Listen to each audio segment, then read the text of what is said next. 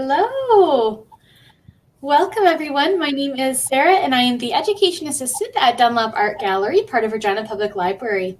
Welcome to tonight's program, Artist Talks and Performance Multiplay. Before we get started, I would like to acknowledge that Dunlop Art Gallery and the lands on which we are virtually gathered on this evening are situated on Treaty 4 territory. These are the original lands of the Cree, Ojibwe, Saulteaux, Dakota, Lakota, Nakota, and the homeland of the Métis Nation. I would also like to take a moment to introduce tonight's presenter, Rebecca Caines. Welcome, Rebecca. Hi, Sarah. Rebecca Caines is an interdisciplinary, community-engaged artist and curator who works in contemporary performance, sound art, and installation, and new media art. She is currently Associate Professor in Creative Technologies in Interdisciplinary Programs in the Faculty of Media, Art, and Performance at the University of Regina here in Saskatchewan, Canada. Caines has staged large-scale community-based art projects in Australia, Northern Ireland, Canada, China, and the Netherlands, funded by local, national, and international art bodies, including the Canada Council for the Arts, the International Symposium of Electronic Arts, and a wide range of community, government, research, and welfare funding partners. In 2012, she worked with Ontario New Media Gallery, Ed Video, and Canada Council for the Arts to establish a project in partnership with the Kiiwetinoong Okimakanak Council to create sound art and training with First Nations communities in Northern Ontario. In 2016, she was ICEA K11 Fuse Artist in Residence in Wuhan, China, with long-term collaborator John Campbell, where she developed socially engaged performances, workshops, and gallery installations with local partners before participating in a group show of multi-channel video and sound works at the K11 Gallery in Hong Kong as part of the ICEA program.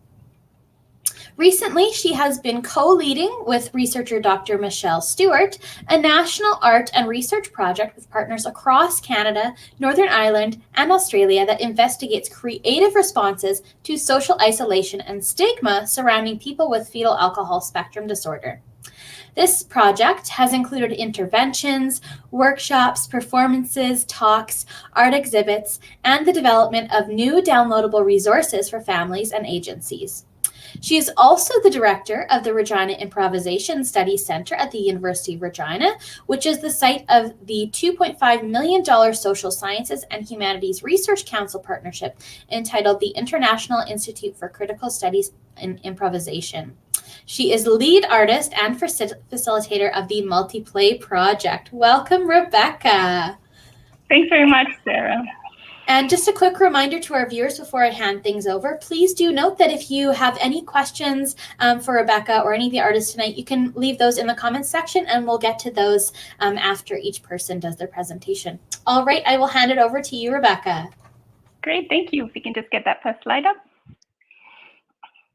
So thanks, Sarah, and to Eric Hill, who's behind the scenes. And on behalf of multiPLAY, a giant thank you to the Dunlop Art Gallery in general, and particularly Wendy Peart for partnering on this project from the initial grant application in 2018, all the way through to all these massive changes that have had to happen for everyone in the arts community due to COVID cancellations.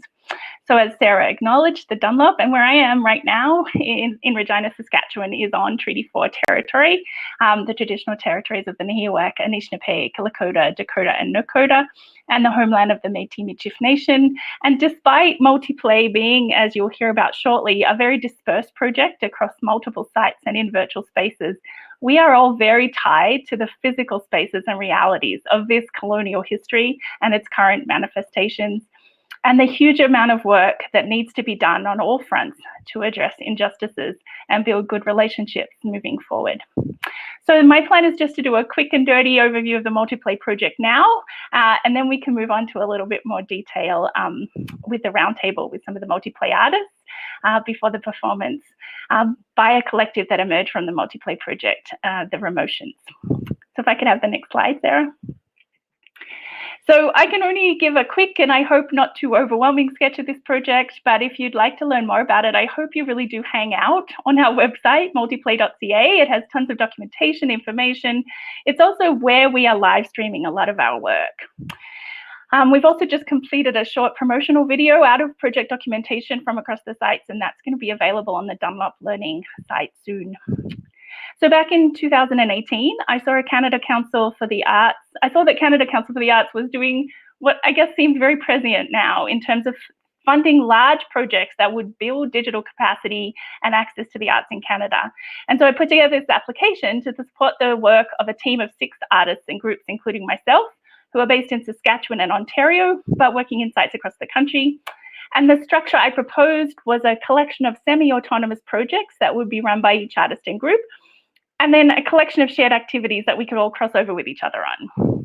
And so the connections that I saw between all of this work was around this deep connection to ideas and practices of improvisation, as well as a growing interest or the use of digital tactics to either connect to communities that the artists were already working with or to connect better with the public. And then a large range of partners came on board to match fund and support connected activities, with a major partner being the research network that Sarah mentioned, the International Institute for Critical Studies and Improvisation, of which a number of us are members of. And they've funded students, sponsored exhibitions, paid for guest artists and workshops, so really great partnerships. So next slide, please.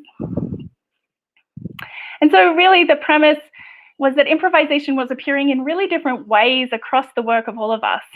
But we were all very interested in elements of improv, including live real-time decision-making, ethical and supported risk-taking, active listening, collaboration, and really reconfiguring ideas of mistake and failure into new content. And so while you could say all artists have some kind of, involvement with ideas of public engagement, these particular artists all have a real interest in either community-based or socially engaged practices of co-creation with communities, or in imagining brand new ways that we could bring the public into art making. Next slide, please. So if you attended the previous talk, you've already met some of the multiPLAY artists, but I just thought I'd put the list of names up there so you can see us all in one frame. But what I left off this list, unfortunately, is that we've also had a range of guest artists come and work with us and consultants. And these include some of the people in the Remotions that you're about to see, W.L. Altman, Norman Adams, Stacey Bliss, and also other people in the community, including Robin Pitawanakwat. And so we've sort of had a huge network of supporters and connected back to the ecology of arts in this province and nationally. We also had some great students working on the project, Gal Uche, who's be performing tonight with the Remotions, and Brandon Watson, who's an audio artist and maker culture expert, as well as Erin Flepchek and Kerry West, who are graduate students with the International Institute for Critical Studies and Improvisation, working with Jim Harley over in Guelph. Next slide, please.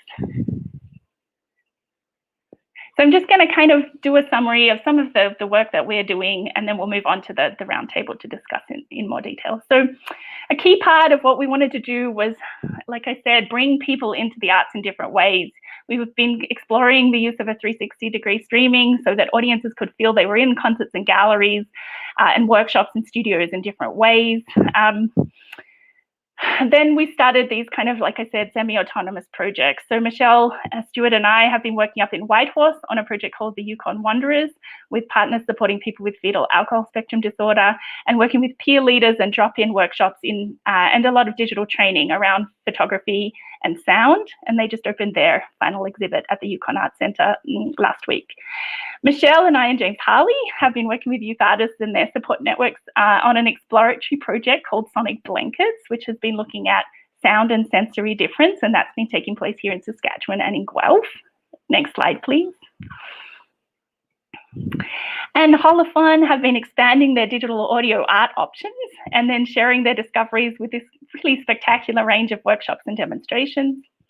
John Campbell is building kinetic sculptures and then finding new ways to share from his studio so that he can teach others some of these kind of technological and mechanical discoveries he's making. Michael Waterman has been opening up his incredible history of expanded improvised radio art to new audiences. Next slide, please.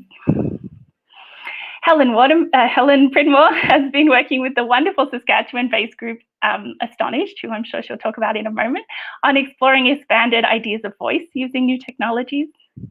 And then we have the Remotions, which is this collective that emerged during the lockdown and started to really delve deeply into how we could improvise together across distance using experimental music and audio visuals. We usually perform in 360 degrees. Tonight you'll be seeing a 2D version, and we've been really exploring what we can do with live streaming. Next slide, please. And our final events of multiPLAY are happening in January of 2022. So we're going to have a hackathon where we bring all the artists together and see what we can make. We'll be showing off sort of the outcomes of the project. Then we've also, had a range of connected art exhibitions, such as the exhibition by Michael Waterman and John Campbell that is at the Dunlop, and other projects like the geocaching artwork, 20 games in 20 days. Next slide, please. And then we have this huge range of partners, and I wish I could talk about them all. Maybe they'll come up in our roundtable, but certainly lots of organizations and partners, festival partners, gallery partners that have joined us on this journey. Next slide, please. So really, I just wanted to wrap up that kind of quick and dirty overview with just talking just a couple of sentences about my experiences of building these large-scale collaborative projects. So this is not, as Sarah mentioned, the first time that I have done one of these. In fact, I've done them in a few countries now, but every time it's very different. And they all throw up really important questions for me about what art making is and where it lives. Oftentimes, my kind of work on these projects kind of just looks like administration or taking labor off other non-salaried artists or community groups so they can do the work they need to do. Sometimes it looks like curating, selecting and holding ideas together in a critical frame and sustaining that frame. Sometimes it feels like producing, like in the theatre sense, fundraising and then keeping everyone on schedule. Other times it's more creative. It's more about listening and trying to build creative and social frameworks that can be actually beneficial to all of the different partners involved. Sometimes it feels like a relational art form based on these building of intimate moments of creative expression and connection. And in those cases, my professional training in theatre, performance and sound art become more central. But this work slips in and out of professional art context. Who owns it? Who creates it? What is made? And how do we understand its value? And how do we measure its impact? And I've written about this in my scholarly work that for me, these kinds of community engaged projects are in fact a type of improvising. And thus they actually involve many of the same skill sets that an artist uses to improvise. And so perhaps, after all, only as an improvising artist do they become possible. Thank you. Thank you so much, Rebecca. I've asked any of the viewers out there, if you have any questions for Rebecca, please do post those in the chat and we will get to those momentarily. But at the moment, I would like to introduce some other presenters here, and we've got them on screen here. Welcome, Helen, Jim, and Michelle. Hello. I would love to introduce you folks. Helen Pridmore is a singer and sound artist with a focus on contemporary scored music, experimental music, and improvisation. She has performed across Canada and the US, including a solo appearance at Carnegie Hall. Helen has also performed in Europe, Mexico, and Japan. She has 3 CDs to her name, including Between the Shore and the Ships, which won the 2013 East Coast Music Award for Best Classical Recording. Helen's current focus is on technology of the voice and the body, with explorations into concepts of oral beauty, space, and silence. She is writing and performing new works for voice that employ both structure and improvisation. One of her current projects is her solo voice work for Sor Juana and the Silences, which will be touring in Canada in the 2020-2021 season. Helen also shares her ideas with students and community members via workshops and improvisation sessions. With degrees from the Universities of Saskatchewan and Toronto and the Eastman School of Music, Helen is currently a faculty member in the Music and Creative Technologies at the University of Regina. Welcome, Helen. Thank you. James Harley is a Canadian composer, presently based in Ontario, where he teaches at the University of Guelph. He obtained his doctorate in composition at McGill University in 1994 after spending 6 years from 82 to 88 composing and studying music in Europe, London, Paris, and Warsaw. His music has been awarded prizes in Canada, USA, UK, France, Poland, Japan, and has been performed and broadcast all around the world. Some of Harley's compositions are available on disc, Artifact, Adma, Center Disc Dam, Kappa, McGill, MusicWorks, Pep, Soundprints, and his scores are primarily available through the Canadian Music Centre. He has been commissioned by, among others, Codes Dexis, Continuum, ECM, Hammerhead Consort, Kappa, Core, New Music Consorts, Oshawa Durham Symphony, Open Ear Festival, Polish Society for New Music, SMCQ, Transit Festival Leuven, Transmission, Trio Phoenix, Vancouver Music, New Music. He composes music for acoustic forces as well as electroacoustic media, with a particular interest in multi-channel video. As a researcher, Harley has written extensively on contemporary music. His book, I might pronounce this wrong now, Zentakis, His Life in Music, was published in 2004, and Yanis Zentakis Cranberg Ashgate in 2015. As a performer, Harley has a background in jazz and most recently has worked as an interactive computer musician, notably the duo Spin with the flutist Ellen Waterman. Welcome, Jim. And last but not least, Dr. Michelle Stewart is an associate professor in gender, religion, and critical studies at the University of Regina. Michelle is an interdisciplinary scholar working in a number of participatory arts and research teams at the regional, national, and international level. As an applied anthropologist trained in science and technology studies, Michelle uses her background in visual and legal anthropology to focus on cognitive disabilities, mental health, and racialized inequalities as they present in the criminal justice and child welfare systems of settler states.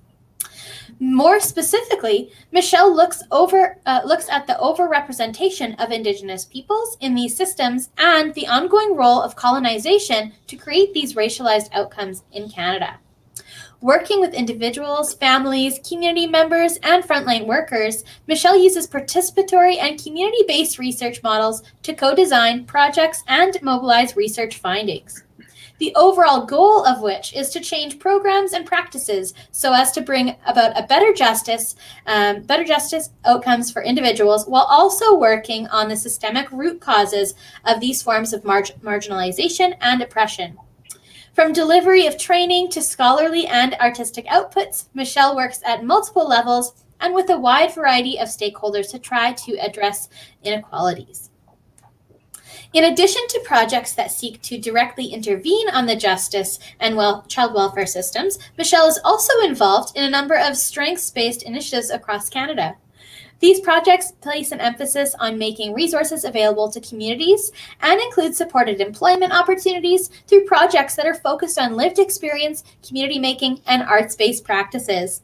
Michelle is dedicated to community-engaged and publicly available scholarship in her own work and supporting the work of others. Welcome, Michelle. Welcome, everyone.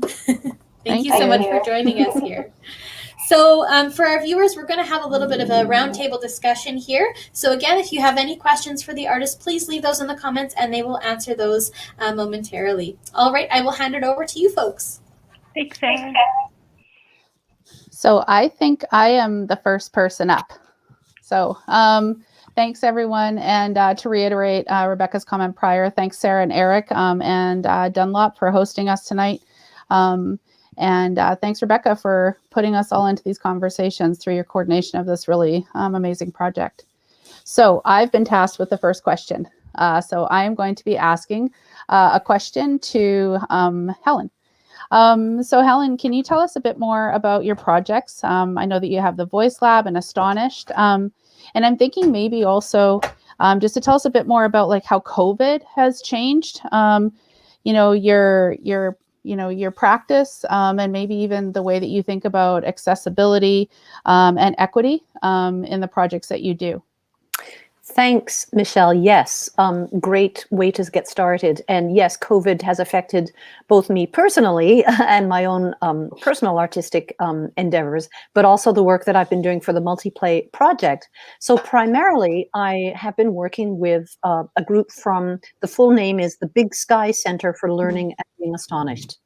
And this is a group based in Regina for young people with complex physical disabilities. So people that are generally, they're stuck in wheelchairs. They have a variety of issues that make it difficult for them to sort of function normally. You know, just getting around is difficult for them. And these are young people. Typically, young people are supported through about the age of 18. And then various supports drop off after that, and they're kind of left on their own. So the Big Sky Center for Learning and Being Astonished, which generally we just call Astonished, seeks to fill that gap by providing various types of programming, some educational programming, some socializing, and just ways for people to get together. So to answer the question about COVID, yes, the pandemic severely cut down what was possible for this group, because most of them are immunocompromised. So they have to stay home. They can't really travel very much. And anyway, travel is very difficult for them because the whole system of the buses for disabled people is really complicated to schedule and to manage.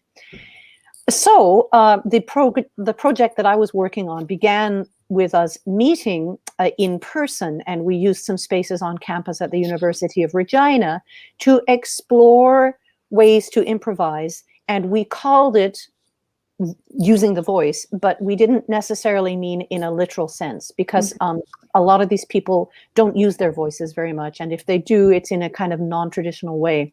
So it's more in the sense of a creative use of voice, voice as a means of inner expression, of self-expression. When the pandemic hit, we couldn't meet together anymore, and so we had to move, as so many of us did, to online meetings. And what you're looking at right now is an example of one of our Zoom sessions where we were talking about ways to make sounds together. So we put ourselves into Zoom meetings, and anyone that's tried to do straight up audio on Zoom knows that it doesn't work very well. Sounds cut out. There's latency issues. There's, in other words, delay. So it was very hard to do what we had been doing initially, which was group improvising, making sounds together. So we kind of segued into improvising, sort of going around the circle and everybody finding sounds. A lot of the folks that are involved are still kind of hesitant, I would say, to use their actual voices. And partly this comes from, you know, knowing that they don't use their voice in sort of a normal way, and they're kind of bashful about that. They're hesitant to use the voice that they have. So so some of them, we also included using various types of technology. Some of them used their iPads. We searched for fun sounds on phones that they could contribute. And some of them have instruments at home, like percussion instruments and noisemakers, that they also incorporated into our improvising. And the intention all along has just been to explore and to be creative. So an example, I think, would be one session we had. The question was asked, what is one thing you miss about since the pandemic has started? What is one thing that you really miss? And so people would respond, and then they had to come up with a sound to go along with their answer. And that really provoked some thought from a lot of people, because you don't necessarily make that kind of association, a thought, an idea with a sound. And so it's been a really interesting exploration for me, certainly, and I hope for them. They're a very sociable group. They really, really miss hanging out together. And most of them said meeting on Zoom and doing these sessions is nothing like what it used to be when they used to meet and have coffee and chat together. But it's been a really illuminating, I think, experience for me, and I hope for them as well. And hopefully we will keep exploring things together. There's another slide in there somewhere as well, but this one gives you the idea of the group. There we are. That was when we were able to meet in person. And we were in the sound studio on campus. And we've had a lot of fun. and a lot of laughter, and we will see what develops as we keep having fun together. Great, thanks, Helen. So thanks, yeah, and thanks for asking those questions. And I think I'm going to continue from here, and I'm going to turn it over to Jim. Jim and I know each other from years ago, from sort of musical circles and the new music community in Canada, which, although it's widespread, is pretty small. We all tend to know each other.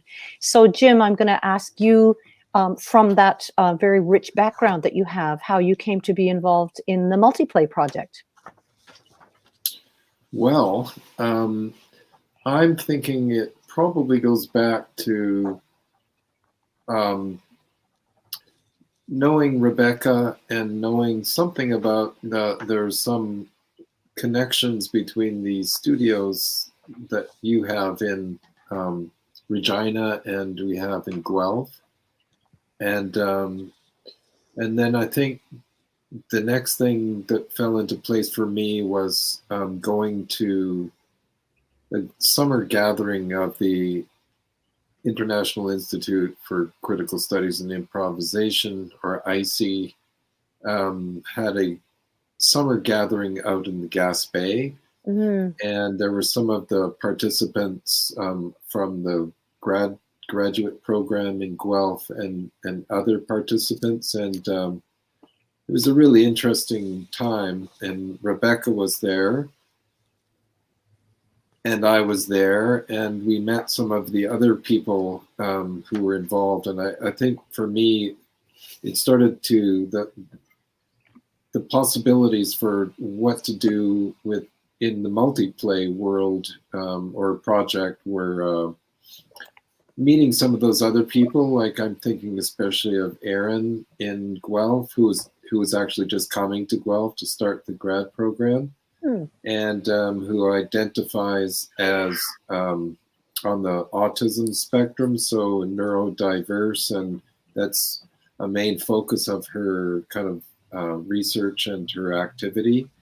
And so we learned, and she presented on that in Gaspé, and we got to play together, doing some improvising. And I think one of the things that I learned about for the first time was these collections of well, she calls them stims, and other people call them fidgets, basically collections of things that you can play with and make sounds with. They're often just used to keep activity or to regulate, sort of self-regulate.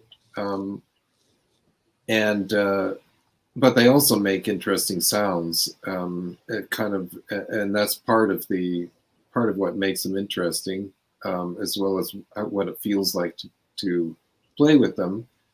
In any case, Aaron presented on this, and then I found out that we have people that Michelle and Rebecca were working with in Saskatchewan, and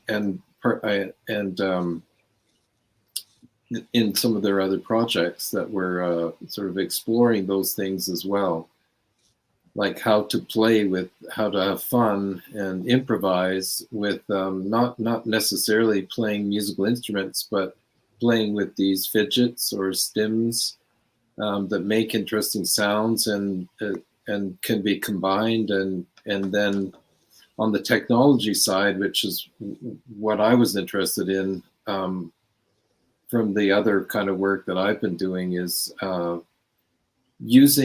processing those sounds on the computer, and then in our studios, like that picture there, you can send the sounds coming out of the loudspeakers that are surrounding everybody.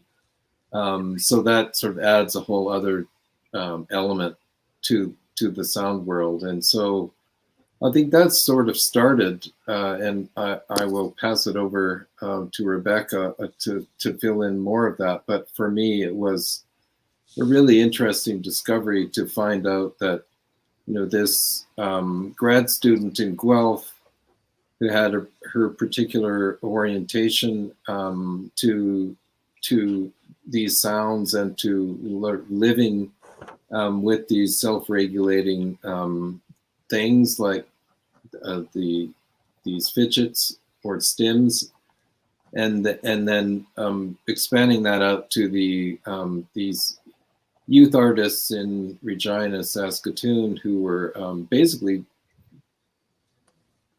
playing around with similar kinds of collections of sound making things. And when we were able to then combine, bring them together, as well as to do the processing and sort of spatialize the sounds to make them kind of part of the environment, the room, in a different kind of way, it kind of just opened all kinds of possibilities for everybody, I think. And so it's been really rewarding for me to work on that. And I think then I will pass it over to you, Rebecca. So maybe fill in some of how these, especially, I guess, we haven't really talked about the idea of the sonic blankets, but that it comes out of some of these concerns that we were learning about from these folks that we have brought into the project. Yeah, and I think, thanks, Jim. It's one thing I love about doing these talks, by the way, is just remembering how impressive all my colleagues are. Like listening to all your bios and thinking, wow, we've come from such different directions on to this project, and I've loved working with all of you. Yeah, in terms of the sonic blanket idea, Michelle had this idea from walking into a big sound studio in Belfast, where she, had that first experience of a really immersive big sound space, and started thinking about, what you could do with that kind of immersive nature of sound. And she could maybe talk a little bit more about that. For me, this kind of question about sensory difference, that we all have these different sensory needs and that we need to know how to advocate for them and understand them, became really central. But it also became really creative, right? Because suddenly, my box of sound making objects I use as a sound artist, I'd never thought of them as fidgets, but of course they're fidgets. They're things I use to feel good about the world and myself, and understand myself and breathe differently. And so we learn so much from each other, I think, around sensory needs and sensory difference from making sound and exploring sound together. And that's a huge kind of step away from kind of, some of the language that comes up around differences. Instead of putting people into categories, it becomes around thinking about differences and what those differences produce and how we can build things together across and between these. And so I find that very inspiring. And there's a few pictures you can flick through a few there if you want, Sarah, just of our playing together. This was a makey device that allows you to turn fruit to any object into an instrument. I think there's probably a few of us exploring the campus doing audio recording. So again, this kind of exploratory open-ended projects are really amazing for artists, because sometimes we're set on these deadlines to produce things by a certain point, and having this openness was very useful, I think. I might just ask Michelle, I think, if you want to jump in here, just to talk a little bit about crossing back and forth between research and art, this kind of world of art making compared to, say, some of the training you were doing around digital thinking, imagery, and thinking about imagery in terms of anthropological settings, and then moving into these kind of really community engaged art projects. What that's been like for you? Thanks, Rebecca, and thanks everyone for their comments so far. It's been interesting to sort of listen to the way that all of the projects, not accidentally probably the reason we're all in conversation today, but just the ways in which all of our projects really oscillate around questions of equity and inclusion and interdependence, and that we kind of have this collective need to dismantle ableism, but then what are the ways in which to do that? And so it's been a very interesting process to sort of come into artistic spaces, at different times, and to see the ways in which research projects, my frontline work, evaluation projects, all kind of ebb and flow through these different practices. And so being able to collaborate and learn, especially with folks through the improvisation studies program at the U of R and through IC, has been really helpful. I think for me, Rebecca and I came into the university together at the same time. And so I knew that Rebecca did improvisation. And I was, in another part of the university doing my projects that really focus on, disabilities in the justice system and the disproportionate impact that has on the lives of individuals, who are encountering systems that are disabled and then are weaponized against them. And so in having a conversation with a community member, I was trying to say to them, like, how do we do these projects differently? How do we do research that doesn't just frame individuals as problems in the community? And, I was given a really good challenge. They told me, there's not a lot of strength-based projects, and there's not a lot of projects that take creativity seriously, with a group of individuals that, she supports and has across her entire lifetime, and the individuals that I work with in my projects. And so I came to Rebecca and I said, if we're dealing with a group of individuals who are constantly told that they're impulsive and that seemed to be a negative trait, is there a way that we could stay in the moment with people and really explore impulsivity? That's what I sort of understood improv to be in some ways. And Rebecca and I were able to collaborate very organically originally on some projects, some strength-based projects. And those projects have evolved over the years, some of which into the multiPLAY project and some of which into other practices. I think for myself, Rebecca and I kind of touch base, and I find myself in a very large studio in Ireland, and I'm thinking about immersive spaces and whether or not there might be a therapeutic application for people that are sensory seeking. You can think about weighted blankets and these types of things that really help maybe soothe or help individuals bring their anxiety levels down. And then we jump out of those spaces, and I think about some of my applied frontline projects, where I'm now bringing improvisation in as a practice when we're doing creative writing workshops with individuals with varied literacy abilities. And so we use improv as the mode by which we engage in storytelling and collectively building stories together. Improv has become a mode by which we can create resources to help explain disabilities to families who are first trying to wrestle with a really complex disability. And we use play as the modality to do that, to try to make these spaces a little bit less scary as we try to learn together. And I think something I've really taken from the project, the projects that I do with Rebecca in particular, I would speak to here, is just being able to see the world through the individuals that we collaborate with, and I'm thinking specifically here, we were so fortunate to have the project that we had in the Yukon, where we're collaborating with individuals during COVID, so we can't really be there, but the collaborators are, engaging with us and explaining to us, like through improv photos and sound collecting and curating, they're explaining to us like what COVID looks like and feels like in all of its beauty and silences in the Yukon, and we're really quite indebted, not only to Nikki, who's been in a couple of the pictures, but also Jessica McMurphy, who really kind of kept this project moving with us in the Yukon, and it's currently on display at the Yukon Arts Center.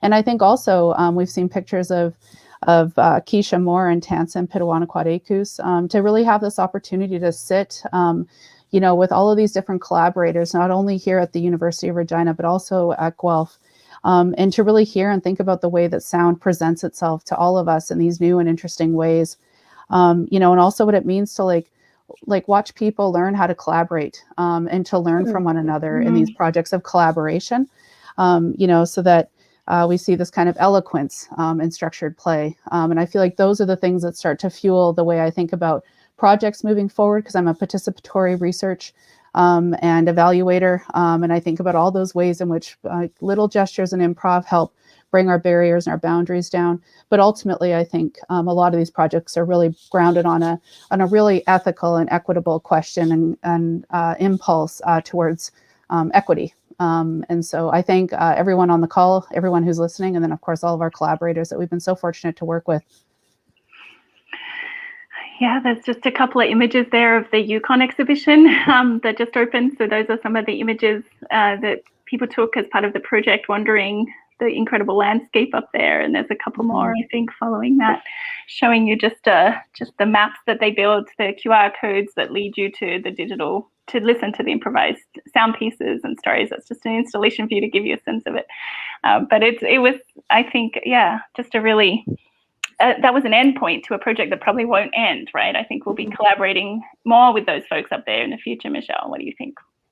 I think so. And I think the other thing that all of these different projects have just moving around in the background is just a constant pressure on the ways in which isolation affects all of us in different ways, and the ways in which we can think creatively to really push back against these normative ways of marginalizing individuals. And so here we have all these beautiful art pieces that are up in the Yukon, and these wonderful sound pieces, some of which will be on the webpage and some of which are currently hanging, that invite us to continue to collaborate, but always now everyone who visits that art exhibit hopefully will see the Yukon differently and also recognize artistry is happening around them, and wandering as a practice is also a form of resistance. Yeah.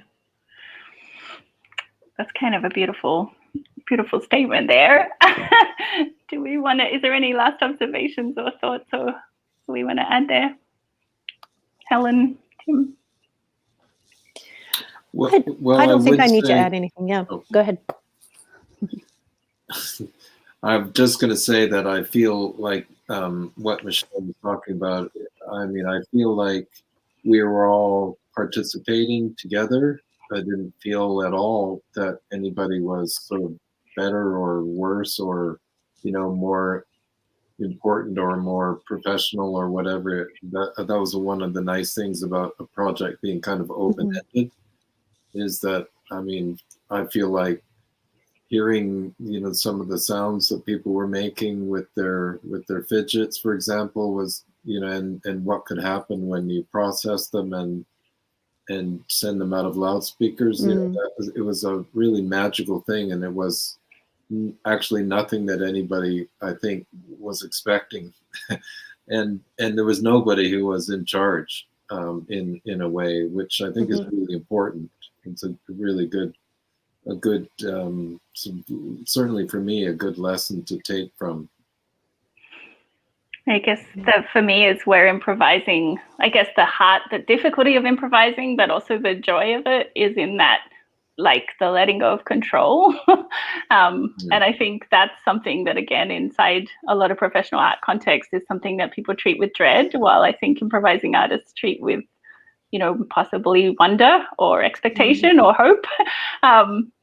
Both professional, you know, artists inside and outside of art institutions. But it's certainly something I saw people do incredible things with, right? This invitation to improvise together instead of a kind of expectation of what an outcome should look like. I think as an interdisciplinary project, I think that's really critical. And, you know, I was very appreciative that those spaces were as open as Jim was speaking to.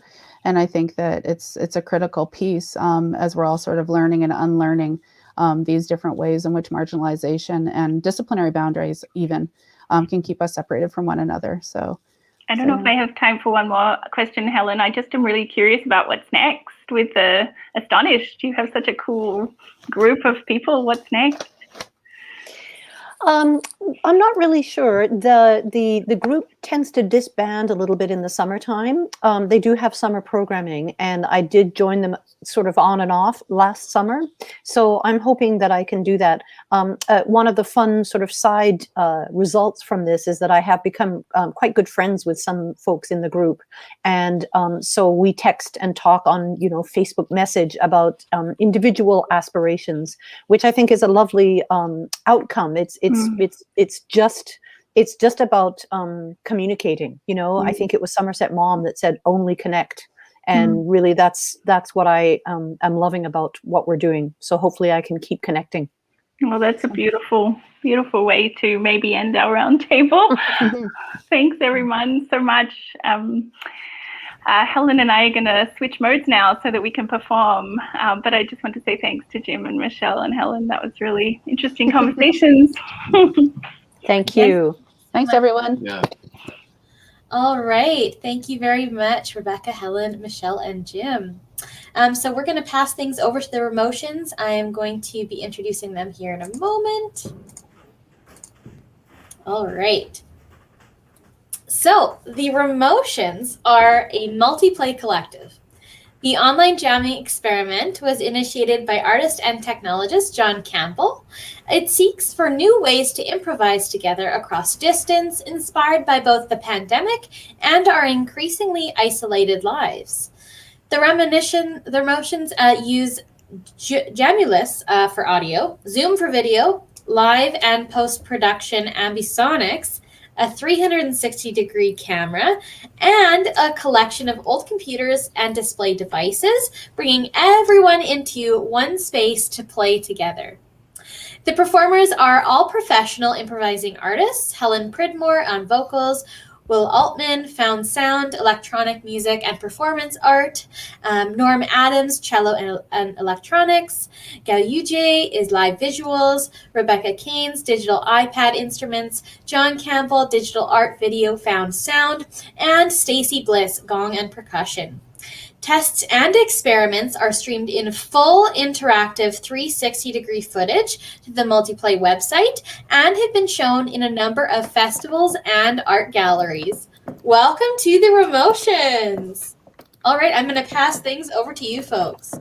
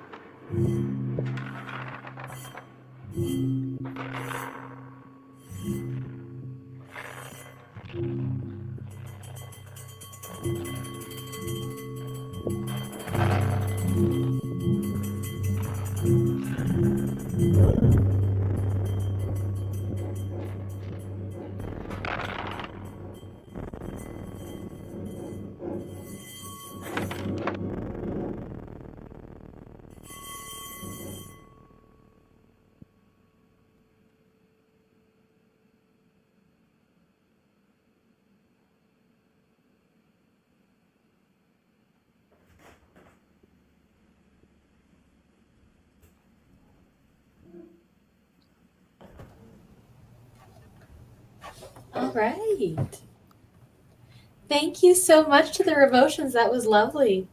I will open it up for questions from the audience. If you do have any questions, please do post those in the comments section. I'll give them a moment.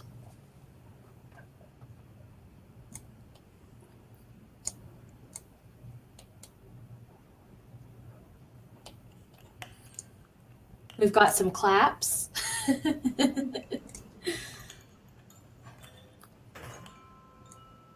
All right. Well, I think then we will move on, and I'm going to bring back Michelle and Jim in here. Welcome again. All right. So thank you so much to all of our presenters this evening. We've come to a close of our program.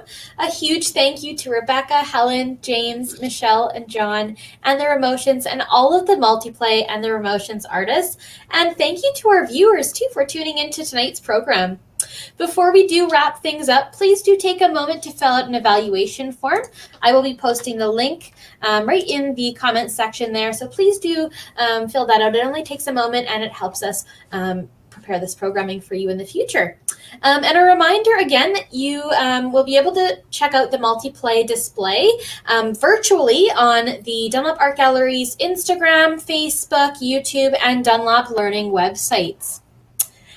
Which should be posted in the next couple of days here. You can also find more about multiplay by visiting multiplay.ca. All right, thank you very much, everyone. Have a fantastic evening. Thank you. Thank you. Thank you.